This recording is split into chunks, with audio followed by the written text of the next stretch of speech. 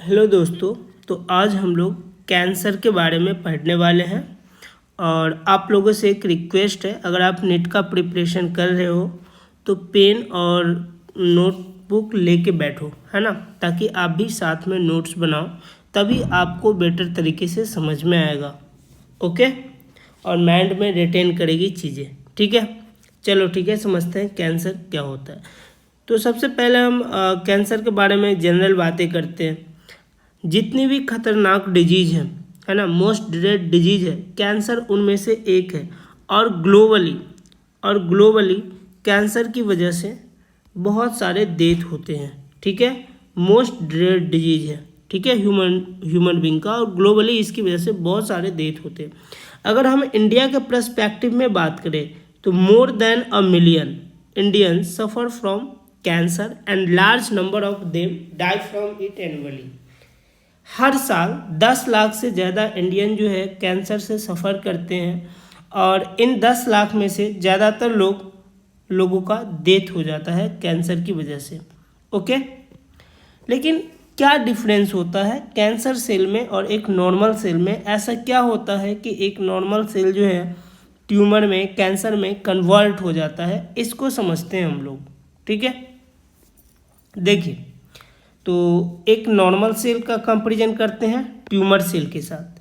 Normal cell जो होता है, नॉर्मल सेल में कंट्रोल सेल डिवीजन होता है। क्यों होता है? क्योंकि वहाँ पे कंटैक्ट इनहिबिशन की प्रॉपर्टी प्रेजेंट होती है एक नॉर्मल सेल में। दोस्तों, कंटैक्ट इनहिबिशन में ये होता है कि एक सेल अपने अगल बगल वालों जो नेबरस सेल होते हैं, जिनके वो कंटैक्ट में होते हैं, है ना, एक सेल दूसरे सेल के प्रोलिफरेशन को, दूसरे सेल के डिवीजन को कंट्रोल करता है।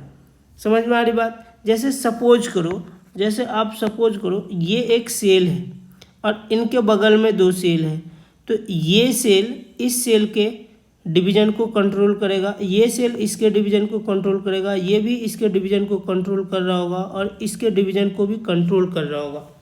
तो जो भी सेल एक दूसरे के कांटेक्ट में होते हैं वो एक दूसरे के सेल डिवीजन को कंट्रोल करते हैं। इसी को कांटेक्ट इनहिबिशन बोलते हैं। यहाँ पे आपको दिखाया गया है फोटो में।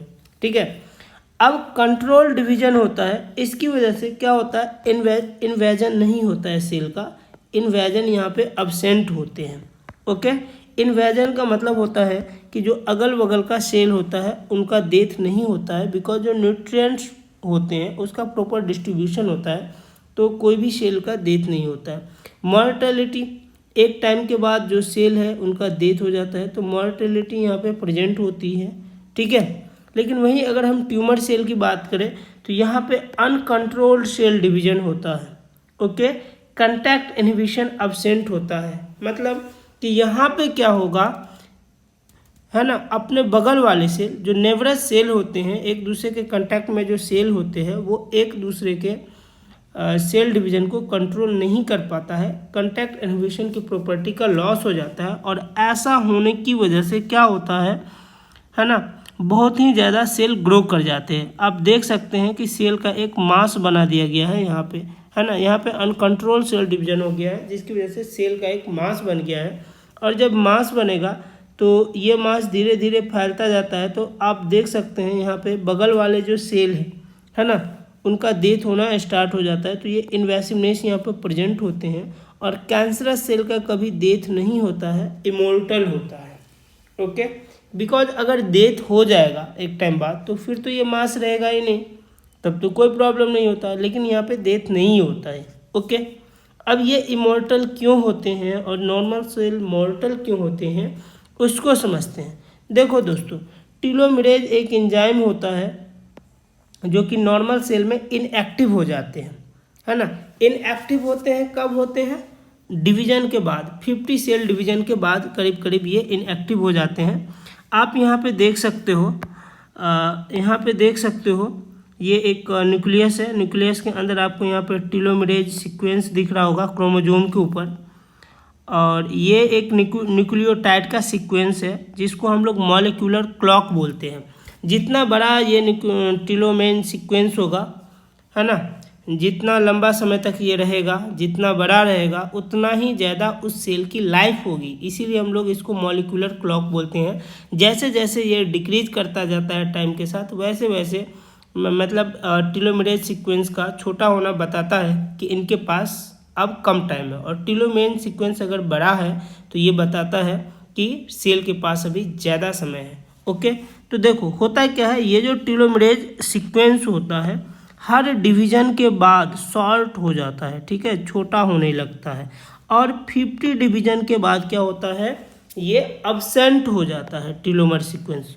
ओके, टीलोमर सीक्वेंस या टीलोमेन सीक्वेंस अब्सेंट हो जाता है, और जब ये अब्सेंट हो जाता है तो सेल का प्रोग्राम डेथ होने लगता है, प्रोग्राम सेल डेथ होने लगता है, जिसके लिए एक वर्ड यूज करते हैं अपोप्टोसिस, है ना। तो अपोप्टोसिस स्टार्ट हो जाता है, सेल का डेथ होना ऑटोमेटिक हो जाता है।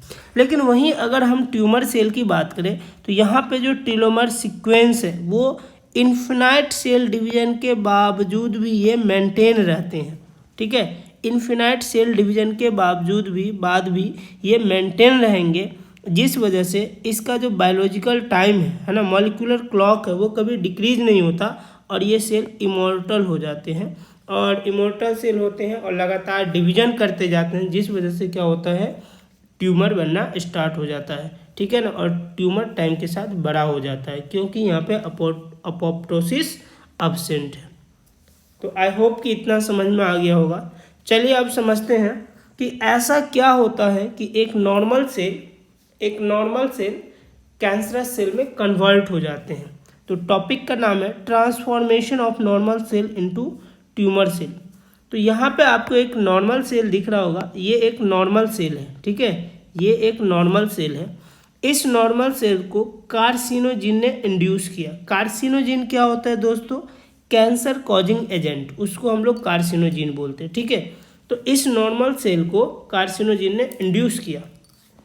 ओके, अब इस नॉर्मल सेल के पास एक जीन होता है जिसको हम लोग प्रोटोऑन्कोजीन बोलते हैं। यही प्रोटोऑन्कोजीन रिस्पॉन्सिबल होता है कंट्रोल सेल डिवीजन के लिए, ठीक है। लेकिन कार्सिनोजिन अगर इसको है ना इसमें ट्यूमर इंड्यूस करेगा, क्या करेगा ये कार्सिनोजिन इस प्रोटोऑन्कोजीन में कुछ चेंजेज ला देगा। जो चेंजेज लाएगा उसको हम लोग ऑन्कोजेनिक ट्रांसफॉर्मेशन बोलेंगे, और जब इसमें कोई म्यूटेशन हो जाएगा, कोई चेंज आ जाएगा उस प्रोटोऑन्कोजीन में, तो चेंजेज के बाद हम इसको ऑन्कोजीन बोलेंगे। ऑन्कोजीन का मतलब म्यूटेड प्रोटोऑन्कोजीन, ठीक है। अब क्या हो गया, ये सेल कैंसरस सेल हो गया। प्रोटोऑन्कोजीन जब एक्टिवेट होता है तो ये कैंसरस सेल में कन्वर्ट हो जाता है, ठीक है। अब ये क्या करेगा, अनकंट्रोल्ड सेल डिवीजन स्टार्ट कर देगा। अब ये अनकंट्रोल सेल डिवीजन करना स्टार्ट करेगा।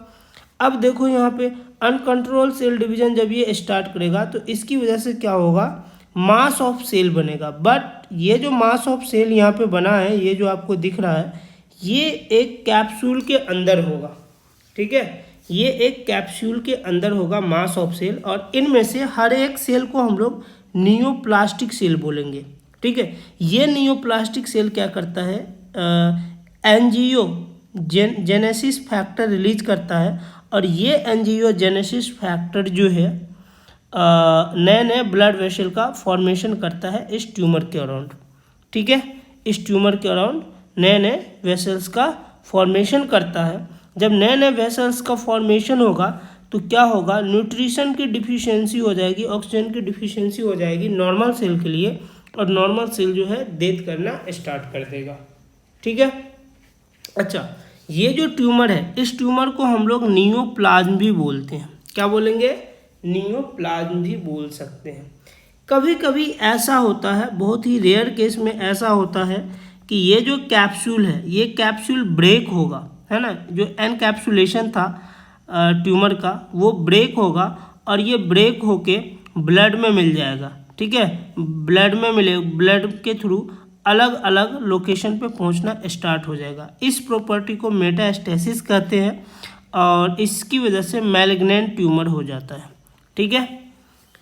चलिए अब हम बात करते हैं टाइप ऑफ ट्यूमर की। देखिए ट्यूमर क्या होता है, अभी हमने आपको बताया, abnormal mass of tissue formed by excessive cell division and growth.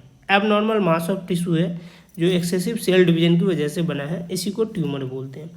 Tumour को हम लोग नियोप्लाज्म भी बोलते हैं। ये दो टाइप्स के होता है, एक होता है बेनिग्न और दूसरा होता है मैलिग्नेंट। बेनिग्न क्या होता है, जिसमें एनकैप्सुलेशन होता है, ये स्टेशनरी होता है, यहाँ ये एक जगह से दूसरी जगह स्प्रेड नहीं होता है, मतलब इसमें मेटास्टेसिस नहीं होता है, और ये नॉन कैंसरस होता है और लेस डेंजरस होता है, बहुत ज़्यादा डेंजरस नहीं होता है। डिपेंड करता है लोकेशन पे कि किस लोकेशन पे ये ट्यूमर हो रखा है। ओके, लेकिन वहीं पे अगर हम मैलिग्नेंट ट्यूमर की बात करें तो मैलिग्नेंट ट्यूमर में मेटास्टेसिस की प्रॉपर्टी होती है, मतलब यहाँ पे जो इनकैप्सुलेशन था, जो कैप्सूल था वो ब्रेक होगा और वो ब्लड के थ्रू डिफरेंट पार्ट में स्प्रेड होना स्टार्ट हो जाएगा। ठीक है, तो यहाँ पे कब कौन से पार्ट में ट्यूमर हो जाएगा, है ना, कोई नहीं जान सकता। इसी रीजन से ये डेंजरस होता है और ये कैंसरस होता है। ओके, तो दो टाइप के ट्यूमर होते हैं। अब हम बात करते हैं कॉज ऑफ कैंसर। कैंसर होने के क्या क्या कारण हो सकते हैं। तो देखिए, जो कोई भी कारण है ना, कोई भी एजेंट जो कैंसर कॉज करता है उसको कार्सिनोजेंस बोलते हैं। और ये कार्सिनोजेंस 3 टाइप्स के होते हैं, फिजिकल हो सकता है, केमिकल हो सकता है, बायोलॉजिकल हो सकता है। अगर आप फिजिकल की बात करें तो जैसे कि रेडिएशंस हो गया, आयोनाइजिंग रेडिएशन, एक्सरे हो गया, गामा रे हो गया, ये सब आयोनाइजिंग रेडिएशन है। इसके बाद अल्ट्रावायलेट रे जो कि नॉन आयोनाइजिंग रेडिएशन है। अगर आपके बॉडी में इसका एक्सपोजर होता है ज़्यादा टाइम के लिए तो ये म्यूटेशन कॉज कर सकता है प्रोटोन को जीन में, और इसकी वजह से आपको कैंसर हो सकता है। ओके, अगर बात करें केमिकल कार्सिनोजेंस की तो टोबैको स्मोकिंग हो गया, उसमें बहुत सारे ऐसे ऑर्गेनिक कंपाउंड होते हैं या फिर एरोमेटिक हाइड्रोकार्बन्स होते हैं जो कि कैंसर कॉज करते हैं। तो टोबैको स्मोकिंग हो गया, चेविंग हो गया, सूट हो गया, कोल हो गया, कोलतार आप जानते ही हो जिससे रोड वगैरह बनते हैं। ठीक है, मस्टर्ड गैस हो गया। ठीक है, तो इन एस्बेस्टस हो गया। ओके, तो ये सब पोल्यूटेंट्स हैं और इनकी वजह से क्या होते हैं, कैंसर होते हैं। केमिकल सब्सटेंस है जिसकी वजह से कैंसर होते हैं। कैंसर के बायोलॉजिकल रीजन भी हो सकते हैं, बायोलॉजिकल कार्सिनोजेंस भी हो सकते हैं, लाइक वायरस हो गया, जैसे कि ह्यूमन पेपिलोमा वायरस, इसकी वजह से कैंसर होता है, सर्वाइकल कैंसर हो सकता है। HIV की वजह से कैंसर हो सकता है, एंड हेपेटाइटिस B वायरस की वजह से भी कैंसर हो जाता है, बिकॉज इन सब वायरस के पास वायरल ऑन्कोजीन्स होते हैं। ठीक है, और ये वायरल ऑन्कोजीन्स क्या करते हैं, प्रोटो ऑन्कोजीन में चेंजेस ला देते हैं, म्यूटेशन ला देते हैं, जिसकी वजह से कैंसर हो जाता है। ठीक है, चलिए अब हम बात करेंगे डायग्नोसिस की कि कैसे पता लगाएं कि कैंसर है। तो देखिए, डायग्नोसिस के डिफरेंट मेथड है ना। सबसे पहला है बायोप्सी या फिर हिस्टोपैथोलॉजिकल स्टडी। बायोप्सी में क्या करते हैं, जहाँ पे भी गांठ होती है, ट्यूमर होती है, वहाँ से हम लोग टिश्यू का सैंपल कलेक्ट करते हैं और उस सैंपल को फिर लैब में स्टडी किया जाता है, उसके हिस्टोपैथोलॉजी के बारे में स्टडी किया जाता है और पता लगाया जाता है। ठीक है, दूसरा टेक्निक है blood and bone marrow test. अगर किसी को ल्यूकेमिया है, ब्लड कैंसर है, तो ऐसे कंडीशन में ब्लड और बोन मैरो का टेस्ट किया जाता है।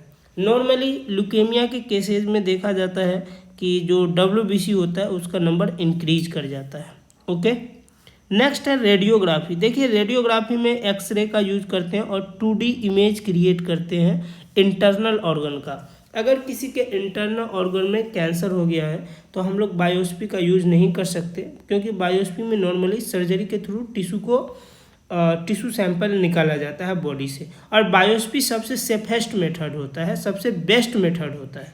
ओके, सबसे बेस्ट मेथड होता है पता लगाने का। लेकिन रेडियोग्राफी में हम लोग एक्सरे का यूज करके इंटरनल ऑर्गन, क्योंकि इंटरनल ऑर्गन में हम बायोप्सी नहीं कर सकते, इसीलिए एक्सरे का यूज करके 2D इमेज क्रिएट करते हैं ट्यूमर का। नेक्स्ट बात करें तो CT स्कैन। CT स्कैन मतलब कंप्यूटेड टोमोग्राफी, इसमें भी वही होता है, एक्सरे का यूज करके 3D इमेज क्रिएट करते हैं इंटरनल ऑर्गन का। ओके, लेकिन आप लोगों को पता ही है एक्सरे जो है बहुत ही ज़्यादा खतरनाक रेडिएशन है। बार बार अगर किसी पे एक्सरे एक्सपोज किया जाए तो ये नॉर्मल सेल में भी कैंसर कॉज कर सकते हैं, इसकी वजह से भी कैंसर हो सकता है। इसीलिए एक इससे बेटर ऑप्शन होता है इंटरनल ऑर्गन में अगर कैंसर है तो उसको पता लगाने के लिए एमआरआई। ठीक है, इंटरनल ऑर्गन में अगर किसी को प्रॉब्लम है, ट्यूमर है और पता लगाना है कैंसर है कि क्या है, तो उसके लिए एमआरआई सबसे सेफेस्ट टेक्निक है। इसको हम लोग मैग्नेटिक रेजोनेंस इमेजिनेशन बोलते हैं और इसमें क्या करते हैं, स्ट्रॉन्ग मैग्नेटिक फील्ड का यूज करके 3D इमेज क्रिएट किया जाता है इंटरनल ऑर्गन का। ओके, नेक्स्ट है एंटीबॉडी टेस्ट। देखिए एंटीबॉडी टेस्ट जो है एंटीजन एंटीबॉडी के इंट्रैक्शन पर डिपेंड करता है। ओके, आपने पढ़ा होगा कोई नॉर्मल सेल है तो ऐसा है, लेकिन अगर कैंसर सेल है तो कैंसर सेल के अगेंस्ट हमारा इम्यून रिस्पॉन्ड करेगा और वहाँ पे आपको एंटीजन देखने को मिलेगा। ठीक है, इससे अटैच एंटीजन देखने को मिलेगा। अगर मैं एक पॉसिबल एंटीबॉडी को बॉडी में इंजेक्ट कर दूँ इस एंटीजन के अगेंस्ट, तो क्या होगा, वो बैंड्स कर सकता है, कॉम्प्लीमेंट्री हो सकता है। अगर बैंड कर गया और कॉम्प्लीमेंट्री हो गया तो इसका मतलब कैंसर है। अगर नहीं हो रहा है, बैंड्स नहीं कर रहा है पॉसिबल एंटीबॉडीज इस एंटीजन से, है ना, कॉम्प्लीमेंट्री नहीं है, तो मतलब कैंसर नहीं है। और ये टेक्निक अभी इंडिया में यूज नहीं किया जा रहा है, फॉरेन में अभी यूज किया जा रहा है।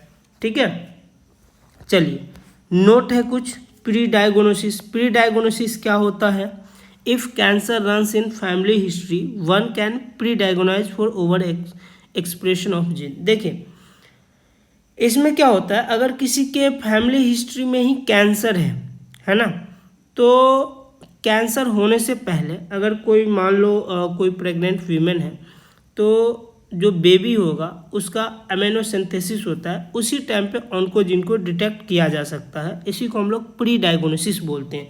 नॉर्मली क्या होता है 10,000 जीन एक्टिवेटेड होता है, लेकिन प्री डायग्नोसिस में अगर मान लो आपको 20,000 जीन एक्टिवेटेड मिला तो आपको समझ में आ जाएगा कि यहाँ पे कैंसर है। ओके, ठीक है, और आप इसको डायग्नोज कर सकते हो। नेक्स्ट ट्रीटमेंट की बात करें तो देखिए कैंसर के ट्रीटमेंट के लिए सर्जिकल मेथड है। इसमें क्या करते हैं, सर्जरी के थ्रू ट्यूमर को रिमूव कर दिया जाता है। नेक्स्ट है रेडियोथेरेपी। रेडियोथेरेपी में क्या करते हैं, गामा रेडिएशन का यूज करके जो ट्यूमर सेल होता है उसको किल करते हैं। ओके, ट्यूमर सेल को किल करते हैं, बिकॉज ट्यूमर सेल का कभी डेथ नहीं होता तो गामा रे के हेल्प से किल करते हैं। नेक्स्ट है कीमोथेरेपी। कीमोथेरेपी में कुछ ड्रग्स, मेडिसिन, केमिकल का यूज किया जाता है ना, और इनके बहुत ज़्यादा साइड इफ़ेक्ट देखने को मिलते हैं, like hair loss, anaemia, weight loss वगैरह देखने को मिलता है कीमोथेरेपी के। नेक्स्ट जो मेथड है ट्रीटमेंट का वो है इम्यूनोथेरेपी। इम्यूनोथेरेपी में अल्फ़ा इंटरफेरॉन्स का यूज किया जाता है। अल्फ़ा इंटरफेरॉन्स एक बायोलॉजिकल रिस्पॉन्स मॉडिफायर है और ये क्या करता है, एक्टिवेट होके जो NK सेल होता है, नेचुरल किलर होता है ना, उसको एक्टिवेट करता है। ये जो बायोलॉजिकल रिस्पॉन्स मॉडिफायर है ये NK सेल को एक्टिवेट करता है और ये फिर जो NK सेल है वो ट्यूमर सेल को किल कर देता है। ठीक है, तो इसको इम्यूनोथेरेपी बोलते हैं। लेकिन मोस्ट ऑफ द जो ट्रीटमेंट होता है उसमें उसमें क्या है, इन सबको कॉम्बिनेशन में यूज किया जाता है, लाइक सर्जरी हो गया, रेडियोथेरेपी हो गया, कीमोथेरेपी हो गया, इन सबको कॉम्बिनेशन में यूज करते हैं। ठीक है, तो कैंसर हमारा ख़त्म होता है। आई होप कि आप लोगों को अच्छा लगा होगा, और अगर आप लोगों का कोई सुझाव है तो ज़रूर हमें कमेंट में बताइए। साथ ही साथ चैनल को लाइक करिए, सब्सक्राइब करिए, शेयर करिए। इससे क्या होगा कि हमारा मोटिवेशन बना रहेगा और हम और